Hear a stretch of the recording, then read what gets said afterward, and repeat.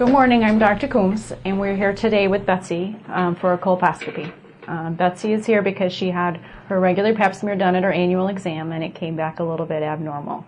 Now, the pap smear is just a screening test, and so the next step after that is to do a colposcopy. We're going to perform a slightly extended pap smear exam, put a little bit of a cool solution on the cervix, which allows us to see any abnormal areas better, and possibly take a very small biopsy. This biopsy we can then send to the pathologist, and he can tell us exactly what is going on and if this is a significant change or precancer of the cervix.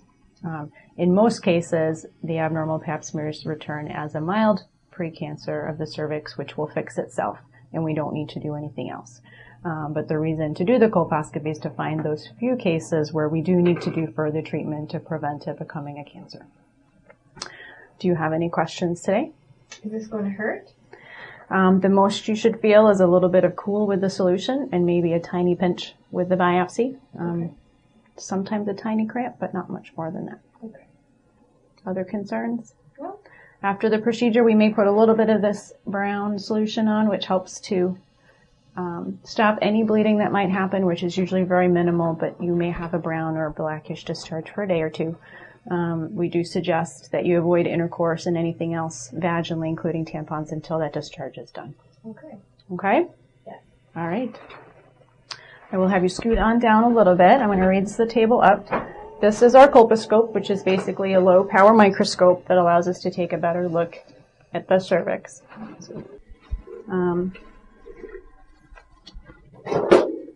We're going to use a speculum, just like the normal pap smear.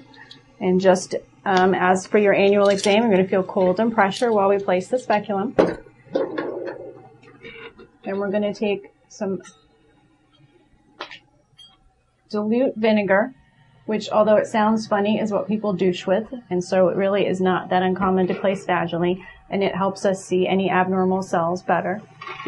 This can be a little cold, sometimes a little tingly. And then if we see areas that are abnormal, we'll take a little tiny biopsy, kind of like the end of my pen. This is the instrument that we use. It is long so that we can reach the cervix. But otherwise it takes a very small biopsy. And then we send it to the pathologist in a jar, and we should have our results in 3 to 7 days. Any problems?